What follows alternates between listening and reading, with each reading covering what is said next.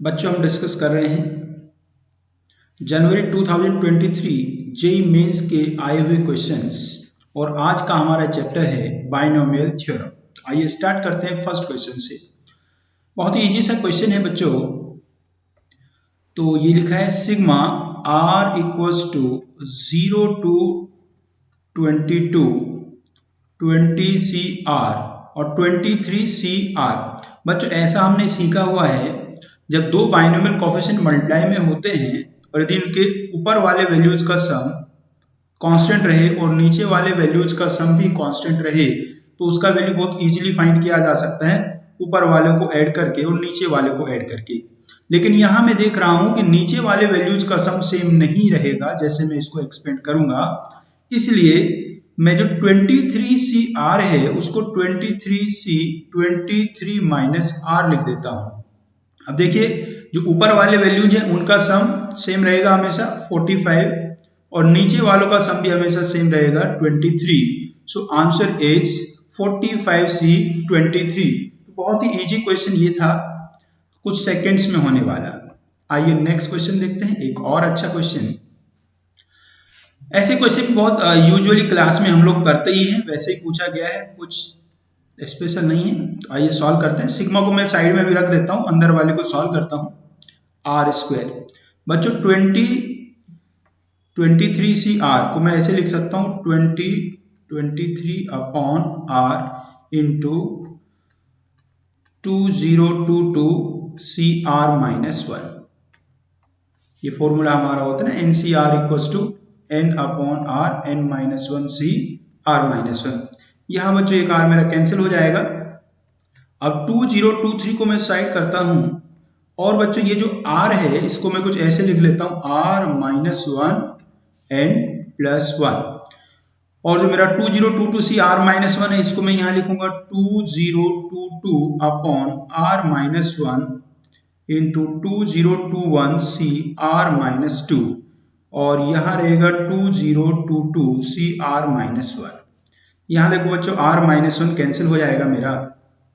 अब बच्चों जब मैं इसका सिग्मा करूंगा तो इसका सिग्मा करने पे देखो 2023 तो बाहर है ही, 2022 ये अंदर है। जब इस वाले का मैं सिग्मा करूंगा बच्चों, इस वाले का सिग्मा, तो इसका वैल्यू आ जाएगा 2 to the power 2021 और नेक्स्ट वाले का सिग्मा आएगा 2 की पावर 2022। अब इसको थोड़ा सा सिंप्लीफाई कर लेंगे, बहुत इजीली सिंप्लीफाई हो जाएगा। यहां से आप देखो 2022 से एक 2 आप निकाल के इसको आप दे दें तो यहाँ 2 की पावर 2022 बन जाएगा और वो कॉमन आ जाएगा। सो ये बनेगा 2023 जो ऑलरेडी बाहर है ही, अंदर से मेरा कॉमन आ जाएगा 2 की पावर 2022। यहाँ बच्चों बना होगा 1011 और यहाँ बचेगा 1, तो उनको ऐड करके आ जाएगा 1012।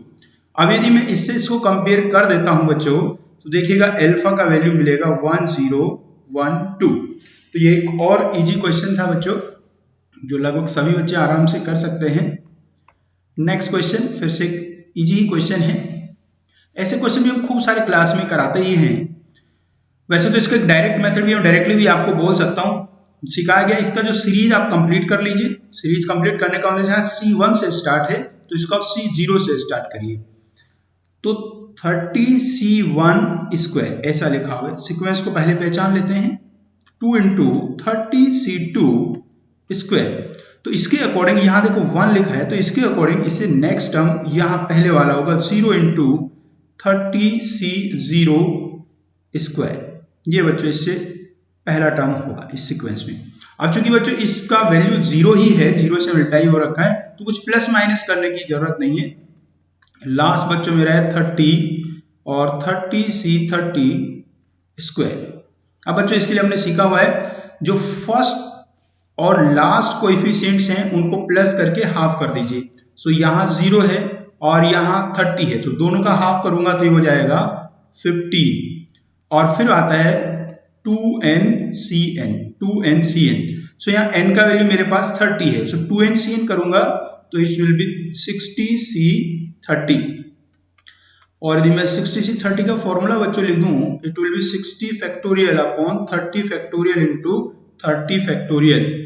और यदि मैं इसको इससे कंपेयर कर देता हूं सो क्लियरली मुझे दिखाई दे रहा है अल्फा इज इक्वल्स टू 50। तो एक और इजी क्वेश्चन था।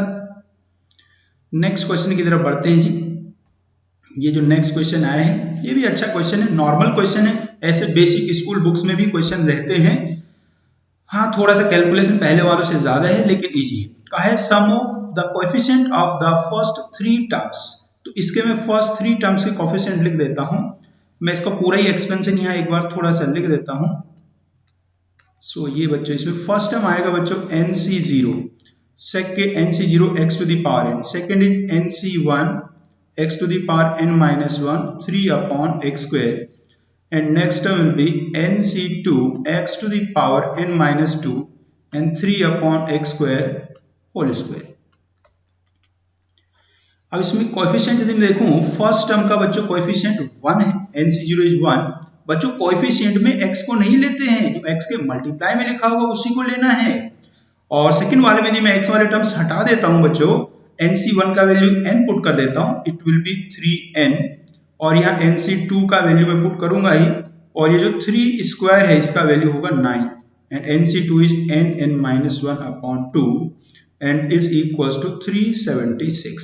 ये बहुत ही इजी सा एक इक्वेशन बन गया है। यदि मैं इसको थोड़ा सिंप्लीफाई कर देता हूं तो ऐसा बनेगा, देखो जी 9 स्क्वायर माइनस 15 है, ऐसे बनेगा 15 है, 9n यहाँ से आएगा माइनस का, और एलसीएम लूंगा तो ये 6n बन जाएगा, और बच्चों ये बन जाएगा माइनस का 750। ये देखो यहाँ 2 बनेगा और ये उधर जाके 2 मल्टीप्लाई होगा फिर माइनस होगा, यही आ जाएगा। ये देखो अब यहाँ से मैं पहले 3 से इसको डिवाइड कर दूंगा, so it will B 3n square minus 5n minus 250। अब बच्चों इसके इजीली फैक्टर हो जाएंगे 30 माइनस 25 करके, सो इसके फैक्टर आ जाएंगे 3n plus 25 into n minus 10, so therefore n is equals to 10। Basically इस क्वेश्चन में दो क्वेश्चन को मिक्स किया गया है, दो इजी क्वेश्चंस को मिक्स किया गया है। तो फर्स्ट क्वेश्चन तो ये हो गया, ये n का वैल्यू आ गया है। इसके बाद आपको कहा है find coefficient of x to the power 4। तो ये बच्चों हमें बहुत इजीली आता ही है कोएफिशिएंट फाइंड करना।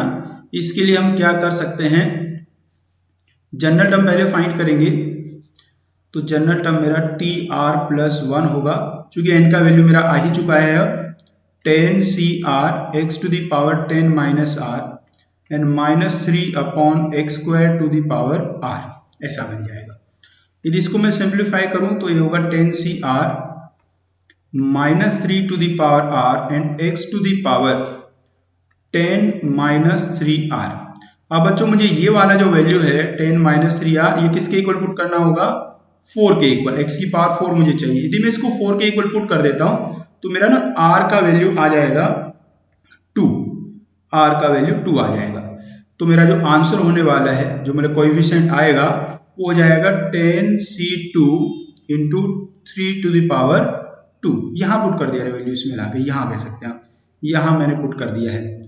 तो बस अब इसको मैं कैलकुलेट कर लूंगा तो ये आ जाएगा 405 इसका आंसर आ गया है। थोड़ा सा लेंदी था लेकिन इजी क्वेश्चन था, आराम से हो सकता था सभी बच्चों से। नेक्स्ट क्वेश्चन की तरफ बढ़ते हैं बच्चों, अगेन इजी क्वेश्चन। यहां कहा गया है 1 plus x to the power n में जो x to the power 10 minus r का कोएफिशिएंट है वो AR है। हमने बच्चों सीखा होता है x to the power r का जो कोएफिशिएंट होता है इसमें वो NCR होता है। यहाँ 10 माइनस r का पूछा है तो ये बन जाएगा 10C 10 माइनस r, और बच्चों 10C 10 माइनस r को मैं लिख सकता हूं 10CR ही। सिमिलरली जो AR माइनस 1 होगा वो बनेगा 10CR माइनस 1। अब बच्चों इन दोनों को डिवाइड कर देना है, दोनों को डिवाइड करके थोड़ा सिंप्लीफाई कर लेते हैं, AR अपॉन AR माइनस 1। तो सिंपली इनके फॉर्मूले में यूज कर दूंगा 10 factorial R factorial 10 minus R factorial बच्चों, और इसका value 10 factorial, it's R minus 1 factorial and it's 11 minus R factorial. बच्चों 10 फैक्टोरियल कैंसिल हो जाएगा, R फैक्टोरियल से R माइनस 1 कैंसिल होकर नीचे एक R बचेगा, और ऐसे 10 minus R factorial 11 minus R factorial से डिवाइड होकर यहाँ 11 माइनस R बचेगा। तो जो वैल्यू मुझे निकालना है sigma R equals to 1 to 10 R cube AR upon AR minus 1 square, it will be 11 minus R square upon R square। So बच्चों ये बन जाने वाला है r equals to 1 to 10 r into 11 minus r whole square. अब इसके बाद यहां से आप देखें, यदि इसमें मैं r को 11 माइनस r पुट कर दूंगा तो सीक्वेंस पे कोई फर्क नहीं पड़ने वाला है। ये मैं थोड़ा सा आपको इधर समझा देता हूँ एक बार, इसका लॉजिक क्या है। जैसे मैं इसमें r को ना 10 पुट करता हूँ और रिवर्स ऑर्डर में एक बार मैं इसको दिखाता हूँ इक्वेशन। यदि r को मैं इसमें 10 पुट करूंगा तो देखो इसका फर्स्ट टर्म ऐसा बन जाएगा, और r को यदि 9 पुट करूंगा तो ये 9 इंटू 2 स्क्वायर बन जाएगा, या 8 इंटू 3 स्क्वायर बन जाएगा। यदि इस ऑर्डर में मैं इसको देखता हूं तो ये मुझे क्या दिखाई दे रहा है, यहाँ r स्क्वायर है और ये 11 माइनस r है। यदि आपने ऐसे क्वेश्चन नहीं किए इसलिए मैंने आपको बताया, यदि करें तो हम लोग बहुत अच्छे से जानते हैं कि हम r को 11 माइनस r पुट कर सकते हैं। तो r के प्लेस पे 11 माइनस r पुट कर देंगे। सॉल्व तो बच्चों ये डायरेक्टली भी हो जाएगा, लेकिन ऐसे करने से थोड़ा ज्यादा ही इजी हो जाएगा। तो ये देखो ऐसा बन जाएगा, r को 11 माइनस r पुट कर दिया है। अब इसको बस सिंपली आप मल्टीप्लाई कर दीजिए और वैल्यू पुट कर दीजिए, तो ये बन गया 11 और sigma R square. Sigma R square का वैल्यू हमने पढ़ा होता है अभी n plus 1 2n plus 1 upon 6 minus बनेगा सिग्मा आर क्यूब, तो ये बनेगा n plus 1 upon 2 whole square. अब इसको हम बहुत इजीली सॉल्व कर सकते हैं। सॉल्व करने के लिए आप ऐसे 10 इंटू 11 आप कॉमन लेके इसको सॉल्व कर देंगे बच्चों, और सॉल्व करके इसका आंसर आ जाएगा 1210। ये वाला बच्चों आंसर आ जाएगा सेकंड वाला। तो इजी क्वेश्चन था, हाँ बस कैलकुलेशन थोड़ा ध्यान से करना था।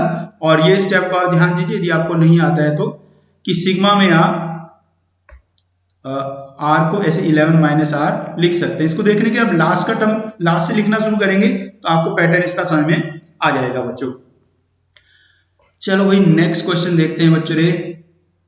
ये क्वेश्चन आ गया है, ये अच्छा क्वेश्चन है। मल्टीनोमियल थ्योरम आपने थोड़ा बहुत पढ़ा ही होगा, तो उसी का ये है। तो इसका मैं जनरल टर्म लिख देता हूं, तो जनरल टर्म बनेगा 5 factorial upon n1 factorial n2 factorial n3 factorial into 2x to the power n1 x की power -7 to the power n2। जो 1 upon x to the power 7 था उसको x टू द पावर -7 मैंने लिख दिया है, n3x square to the power n3। अब बच्चों मुझे चाहिए कांस्टेंट टर्म, मतलब x टू द पावर 0 चाहिए। मैं फॉर्मूले की कंडीशन और लिख दूं साथ साथ, n1 plus n2 plus n3 5 के इक्वल होना चाहिए। और यहां से यदि मैं x का कोएफिशिएंट बच्चों देख लेता हूं तो मुझे मिलने वाला है n1 -7n2 और प्लस 2n3, और ये होना चाहिए 0।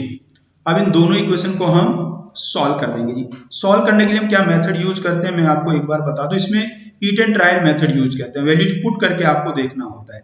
तो इसलिए मैं इसको एक बार ऐसे लिख दूं, n1 plus 2n3 equals to 7n2, ऐसे पुट किया।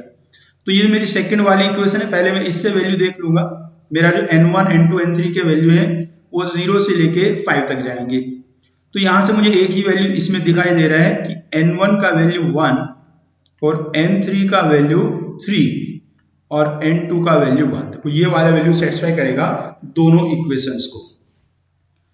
तो ऐसे मेरा टर्म निकल आएगा, ये वैल्यू मैं यहां पुट कर दूंगा, इसमें पुट कर दूंगा, तो ये आ जाएगा 5 factorial upon 1 factorial 1 factorial 3 factorial 2 to the power 1 and 3 to the power 3। अब इसको बहुत ही इजीली हम सॉल्व कर सकते हैं भाई। 5 factorial 120 divide by 6, so it's 20 into 2 into 27, सो ये आ जाएगा बच्चों 1080। तो ये भी एक इजी क्वेश्चन था यदि आपने मल्टीनोमियल थ्योरम बच्चों थोड़ा किया है तो। अब बच्चों जो नेक्स्ट क्वेश्चन आ गया वो तो बहुत ही इजी क्वेश्चन है। पास्कल फॉर्मूला आप लोगों ने बच्चों सीखा होगा, तो पास्कल फॉर्मूला आपने सीखा है तो ये बहुत ही आराम से आप कर सकते हैं। इस सिग्मा को मैं ओपन करने जा रहा हूं और रिवर्स से ओपन करूंगा। मैं पहले k को ना 6 पुट करूंगा, सो ये बन जाएगा 45c3, then 46c3, 47c3 and up to 51c3। Pascal formula यदि आप एक बार याद कर लें, it will NCR plus NCR minus 1 is equal to N plus 1 CR। तो बच्चों ये फॉर्मूला यूज करने के लिए बेसिक कंडीशन क्या है, जो नीचे वाले हैं उनमें 1 का डिफरेंस होना चाहिए, यहां लेकिन सबका सेम ही है, तो इसके लिए मैं कुछ इसमें ऐड कर देता हूं, 45C4 ऐड कर देता हूं। समझ गए इस ऐड करने से क्या होगा, जैसे यहाँ 45C3 है, यहाँ 45C4 आएगा तो ये फॉर्मूला यूज हो जाएगा। तो 45C4 मैंने ऐड कर दिया है बच्चों, और जैसा आप जानते ही हैं कुछ ऐड किया है तो उसको सब्ट्रैक्ट भी तो करेंगे ना, तो उसको मैंने सब्ट्रैक्ट कर दिया। अब देखो इन 2 में यदि मैं फॉर्मूला यूज करूंगा, फॉर्मूले को मन से फील कर लो, ऊपर वाले में 1 इंक्रीज हो जाना है, नीचे बड़े वाला वैल्यू लिखना है, तो ये बन जाएगा 46C4। अब यदि मैं 46C4 और 46C3 में यूज करूंगा तो ये बन जाएगा 47C4। ऐसे यदि मैं यहां तक यूज करूंगा तो ये बन जाएगा 52C4 एंड माइनस 45C4। ये बच्चों आंसर आ गया है, हाँ थर्ड ऑप्शन भाई करेक्ट आ गया है। तो ये भी बहुत ही इजी क्वेश्चन था, जैसे आप समझ में आए हो। पास्कल फॉर्मूला मुझे लगता है ऐसा कोई बच्चा होगा नहीं जिसे पास्कल फॉर्मूला ही नहीं पता हो बाइनोमियल थ्योरम पढ़ने के बाद। एक अच्छा क्वेश्चन। ऐसे क्वेश्चन 2022 में बहुत सारे पूछे गए थे रिमाइंडर फाइंड करने वाले, इस बार उतने तो नहीं पूछे गए हैं, लेकिन जो पूछा गया वो अच्छा पूछा गया है। 2023 की पावर 2023 को 35 से आपको डिवाइड करना है, तो पहले बच्चों मुझे क्या देखना है, 2023 के पास 35 का मल्टीपल कौन सा होता है ये देखना है। तो वो होता है बच्चों 2030, ये 35 का मल्टीपल होता है। इसको आप 2023 को 35 से डिवाइड करके देख सकते हैं, उससे पता चल जाएगा। तो बच्चों जो मेरा 2023 की पावर 2023 है, इसको मैंने लिखा 2030 माइनस 7 टू दी पावर 2023। अब बच्चों ये तो 35 का मल्टीपल है, 35 का मल्टीपल है, 35 इंटू के मैंने इसको लिख दिया है, और इसकी होल पावर है 2023। अब बच्चों जब मैं इसका बाइनोमियल एक्सपेंशन करूंगा तो ये 35 के सारे मल्टीपल्स आएंगे और लास्ट में आएगा 7 टू दी पावर 2023। अब बच्चों ये वाला तो पूरा डिवाइड हो चुका है, अब बात बची है इसकी, और इसकी भी यदि मैं बात करूं 7 की पावर 2023, ये 7 से तो डिवाइड हो ही जाएगा, तो जो मेरा 35 है ना रे बच्चों वो 7 इंटू 5 है, तो ये वाला नंबर 7 से तो डिवाइड हो ही रहा है। अब मुझे बस देखना किससे है, 5 से देखना है, मतलब मेरा ये नंबर 7 से तो डिवाइड हो ही जाएगा, 5 से देखना है। तो 5 से देखने के लिए मैं क्या करता हूं, 35 इंटू एन तो ठीक है, इसको मैं ऐसा बना लूं 7 की पावर 2022, एक 7 को अलग किया, 7 की पावर 2022 बना लिया। अब ये बन जाएगा 35n माइनस 7 इंटू ये 49 की पावर 1011 बनेगा, और 49 को मैं 50 माइनस 1 लिख दूंगा, 50 माइनस 1। अब मैं इसको वापस से बाइनोमियल से सॉल्व करता हूं, तो ये बच्चों बनेगा मल्टीपल ऑफ 50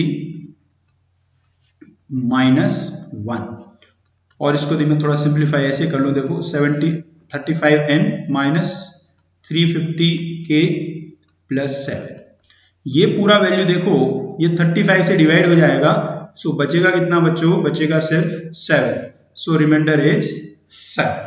अच्छा क्वेश्चन ये था, अच्छा क्वेश्चन था। नॉर्मली जो पिछले साल क्वेश्चन पूछे गए थे वो बहुत डायरेक्ट क्वेश्चन थे, ये एक अच्छा क्वेश्चन इस बार पूछा गया है बच्चों। नेक्स्ट क्वेश्चन पे आते हैं, ये बिल्कुल इजी क्वेश्चन है भाई, स्कूल की बुक्स में बहुत ऐसे सवाल लिखे होते हैं कोफिशिएंट फाइंड करने वाले, लेकिन ये क्वेश्चन आता भी हर साल है।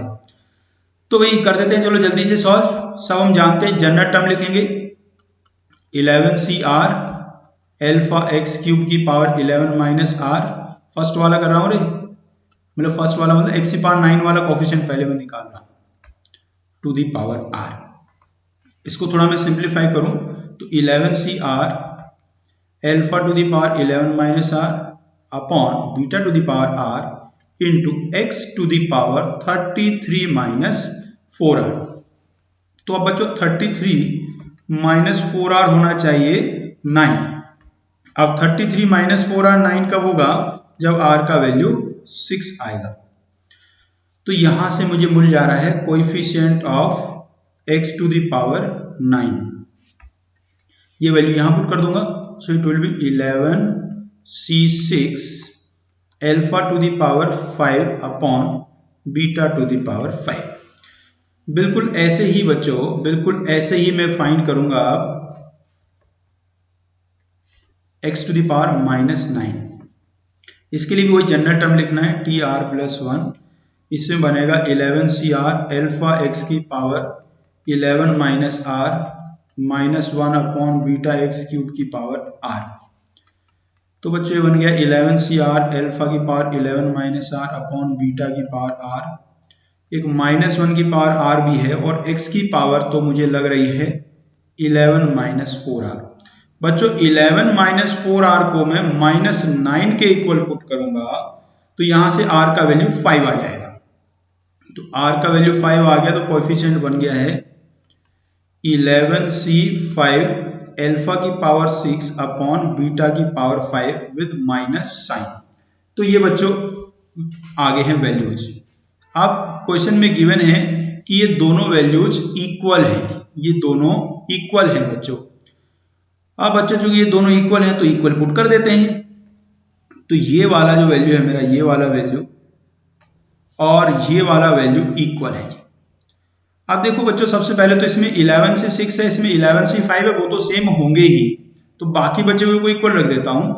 Alpha power 5 upon beta power 5 equals to minus times alpha power 6 upon beta power, अच्छा ये सॉरी ये मैंने यहाँ थोड़ा गलत लिख दिया, ये बीटा पावर 6 होगा। यहाँ देखो r को 6 पुट किया था, सो इट्स बीटा पावर 6 और ये अल्फा पावर 5।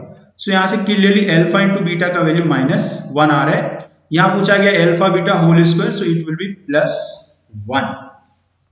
तो इजी क्वेश्चन था और थोड़ा सा टाइम लगा के आराम से किया जा सकता है। ये बच्चों नेक्स्ट क्वेश्चन आया है।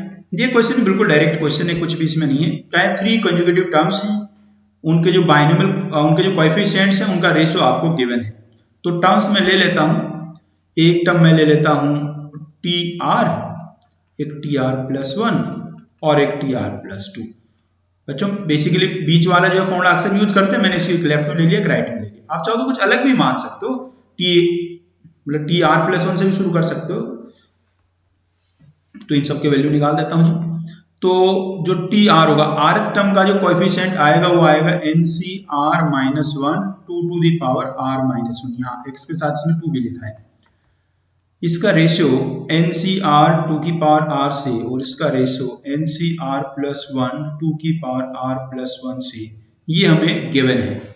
तो पहले मैं किन्हीं दो को लेकर सॉल्व कर लेता हूं। फर्स्ट 2 को ले लेता हूं, NCR-1 फॉर्मूला लिख देता हूं, n factorial r factorial n-r+1। वैसे तो ये फॉर्मूले डायरेक्ट याद भी होते हैं कई बार बच्चों के, लेकिन मैं मान रहा हूं कि आप लोगों को याद नहीं है। NCR-1 अपॉन NCR वगैरह के फॉर्मूले याद होते हैं। ये देखो यहां बच्चों है into 2 to the power r और ये गिवन है आपको 2/5। इसको सॉल्व करना स्टार्ट करते हैं। सबसे पहले तो आप देखिएगा इसमें ये वाला, ये जो 2 की पावर r है बेसिकली डिनोमिनेटर में है जी, डिवाइड में लिख रहा है पूरा। तो इस वाले को और इस वाले को मैं सॉल्व करूंगा तो 1/2 बन जाएगा। 1/2 मैं यहां लिख देता हूं। n फैक्टोरियल बच्चों कैंसिल हो जाएगा, r-1 से r फैक्टोरियल कैंसिल करेंगे, ऊपर r आएगा और ऐसे ही n-r+1 से n-r फैक्टोरियल कैंसिल होकर n-r+1 आएगा और ये बच्चों है 2/5।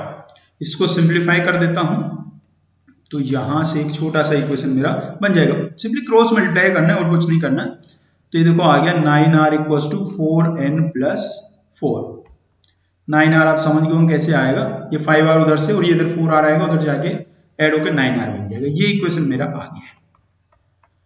अब बच्चों मुझे लास्ट वाले दो लेने हैं। अब इनको मैं सॉल्व नहीं करूंगा डायरेक्टली, इनको डायरेक्टली लिखूंगा भाई। ये देखो इनको मुझे करना है, तो यदि मैं पहले वाले दो को देखूं और बाद वाले दो को देखूं तो सिंपली जहां r था वहां r+1 आ गया है।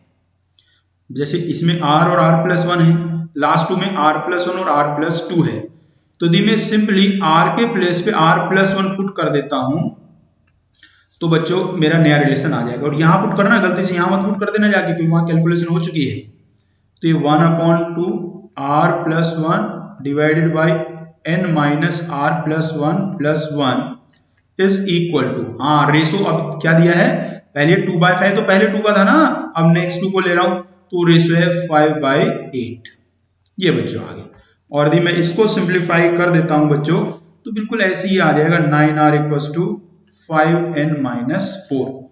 यदि दोनों इक्वेशन को आप अच्छी नजरों से देख ही लो तो आपको n का वैल्यू पता चल जाएगा कि n का वैल्यू 8 है।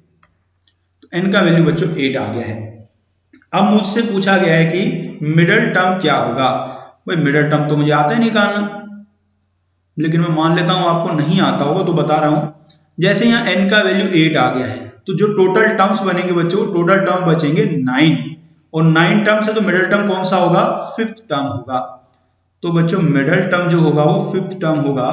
तो बेसिकली मुझे 5th टर्म निकालना है, मिडल टर्म।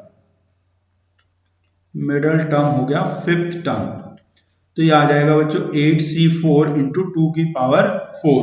भाई 8c4 का वैल्यू याद है आपको 70 और ये हो गया 16, तो ये आ गया 1120। तो ये आ गया बच्चों आंसर। तो ये भी एक डायरेक्ट ही क्वेश्चन था, थोड़ी सी कैलकुलेशन थी। अब भाई मैथ्स का पेपर कर रहे हैं तो थोड़ी बहुत कैलकुलेशन तो रहेंगी ही, लेकिन ओवरऑल इजी क्वेश्चन था ये भी। ये एक और क्वेश्चन है, क्वेश्चन थोड़ा मॉडिफाई करके बनाया गया, वैसे है बहुत ही आसान क्वेश्चन है। जल्दी से देखिए करते हैं। कहा गया sum of the coefficient of odd powers of x in this. तो भाई ओड पावर्स के जो कोफिशिएंट का सम आएगा बच्चों ऐसा कुछ आएगा 99c1 99c3 ऐसे करके सब आएगा अप टू 99c99। और हमें बहुत अच्छे से पता है कि इसका वैल्यू होता है 2 की पावर 98। जब सारे कोएफिशिएंट्स होते हैं तो सम 2 की पावर n होता है, और ओड या इवन कोई होते हैं तो 2 की पावर n-1 होता है। दूसरी बात जो कहेगी इसमें मिडल टर्म देखो रे, पावर कितनी है यहाँ 100, तो इसमें टर्म्स आएंगे 201, और 201 का जो मिडल टर्म होता है वो 101 होता है। याद है ना बचपन में कैसे करते थे, नंबर ऑफ टर्म्स में +1 करके 2 से डिवाइड करते थे, तो ऐसा आएगा 101। तो इसमें जो मिडल टर्म होगा वो t101 होगा, तो वो बनेगा 200 c100 2 की पावर 100 और 1/√2 की पावर 100। बच्चों ये √2 की पावर 100 2 की पावर 50 बन जाएगा, ऊपर जाके माइनस हो जाएगा, तो ये वाला वैल्यू आ जाएगा 200 c100 इंटू 2 की पावर 50। अब बच्चों इसका जो वैल्यू है, इसका वैल्यू a है, इसका नाम a रखा उन्होंने, तो ये है a, ये है बच्चों a, और इसका नाम क्या रखा है, इसका नाम रखा है k। तो a और k मेरे पास आ गए हैं। अब कुछ बात ऐसी चल रही है 20c99 into k means 2 to the power 98 divided by a means 200 c100 into 2 की पावर 50। अब इसको मैं सॉल्व कर लेता हूँ। सॉल्व करना बहुत ही आसान है, वही फैक्टोरियल वाले डायरेक्ट फॉर्मूले आपको यूज कर लेने हैं। तो इसको मैं सॉल्व कर दूंगा तो ये आ जाएगा 100/101 इंटू 2 की पावर 98। अब ये जो 100 है इसमें से मैं एक 4 निकाल के इस 2 को दे दूंगा, तो ये ऐसा बन जाएगा जो 25/101 into 2 to the power 100। Sorry एक छोटी सी गलती कर दी रे मैंने, ये 48 था, नीचे एक पावर 50 थी, उसको मैंने थोड़ा अभी छोड़ दिया, तो कोई इशू नहीं है। आप देखो नीचे पावर जो 50 थी वो माइनस यहाँ कर लेता हूँ, नहीं तो अलग से डिवाइड करना पड़ता। 48 और इसकी 2 पावर यहाँ बढ़ गई तो ये बन गया मेरा 50, ये आ गया। अब इसमें देखो ये इसके इक्वल गिवन है 2 की पावर l इंटू m/n ऐसा करके लिखा है। l और n का वैल्यू पूछा है, तो भाई ये तो l हो गया 50, और n कौन है, n है जो डिवाइड में लिखा है, ये हो गया जी n। तो 50 और 101 आ गए हैं, 50 और 101, ये बच्चों आंसर हुआ। तो ये भी इजी क्वेश्चन था, दो छोटी छोटी बातों को मिला के क्वेश्चन बना दिया गया था। बच्चों ये जो क्वेश्चन अभी आपके सामने आ चुका है ये तो मैं सॉल्व करूंगा नहीं, बिल्कुल सेम ऐसे ही क्वेश्चन मैंने अभी सॉल्व किया था। वो क्वेश्चन था ना जिसमें अल्फा बीटा का वैल्यू -1 आया था, ये उसी के जैसे बिल्कुल सेम टू सेम डिक्टो सवाल है। तो इसमें भी सॉल्व करके a इंटू बी का वैल्यू 1 आ जाएगा जी। नेक्स्ट क्वेश्चन की तरफ बढ़ते हैं। एक और अच्छा क्वेश्चन है, वापस से पास्कल वाला फॉर्मूला ही काम आएगा, या इसको एजीपी से भी कर सकते हैं, किसी को एजीपी आता हो तो। मुझे तो पास्कल पसंद है, मैं तो उसी से करता हूं जी। तो देखो 3x की पावर 301 का कोफिशिएंट 1 + x की पावर 50 में सॉरी 500 में होगा 500C301। इसके बाद देखो बच्चों, इसमें एक एक्स यहाँ बाहर लिखा हुआ है, तो एक एक्स तो मुझे बाहर से मिल जाएगा, तो अंदर से मुझे जो पावर चाहिएगा वो 300 होगा, तो ये आएगा 499C300। तो ऐसी करके एक एक कम होता जाएगा, एक ऊपर कम होता जाएगा और एक नीचे कम होता जाएगा। एक दिन ऐसा आएगा जब नीचे वाला वैल्यू 0 बन जाएगा और ऊपर वाला वैल्यू 199, इनका डिफरेंस 199 का है, ये बढ़ गया। अब इसका मुझे निकालना है सम, इसको मैं रिवर्स करके लिख रहा हूं। 199C0 वाला जो टर्म है, इसको मैं ऐसा करता हूं, इसको लिखता ही नहीं, उससे आगे वाला टर्म लिखता हूं पहले। इससे आगे वाला जो टर्म है वो आएगा बच्चों 200C1, उससे आएगा 201C2, ऐसा आएगा। अब यदि पास्कल फॉर्मूला मुझे याद हो तो पास्कल फॉर्मूला तब काम कर जाता यदि यहां लिखा होता 200C0। अब देखिए कमाल की बात, मेरे पास क्या है 199C0 है, उसका वैल्यू 1 होता है, मुझे चाहिए 200C0, उसका वैल्यू भी 1 होता है, तो 199C0 को मैंने 200C0 लिख दिया है और ये लास्ट तक वही पहुंच गया। अब तो इसलिए ऐसे आते हैं क्वेश्चन बहुत अच्छे से, इन दोनों को हम प्लस करेंगे तो ये 201C1 बन जाएगा। इसको इसके साथ सॉल्व करूंगा, मतलब यहाँ एक और लिख देता हूं, चलो ऐसे ऐसे, तो इन दोनों को सॉल्व करूंगा तो 202C2 बन जाएगा। तो ध्यान दीजिएगा, यदि मैं यहां तक इसको ऐड कर रहा था तो नीचे वाला तो सेम आ रहा है 2, ऊपर वाले में 1 इंक्रीज हो जा रहा है, तो यदि मैं इसको लास्ट तक ऐड कर दूंगा तो ऊपर वाले में 1 ऐड हो जाएगा और नीचे वाला सेम रहेगा। ये बच्चों आ गया। अब मैं ऑप्शन देखने गया, मुझे ऐसा ऑप्शन कहीं भी दिखाई नहीं दिया, घबराने की फिर से जरूरत नहीं है, फॉर्मूला यूज कर दो, NCR = NC(n-R), तो से बन जाएगा 501C200, इससे इसको माइनस कर दिया है बच्चों।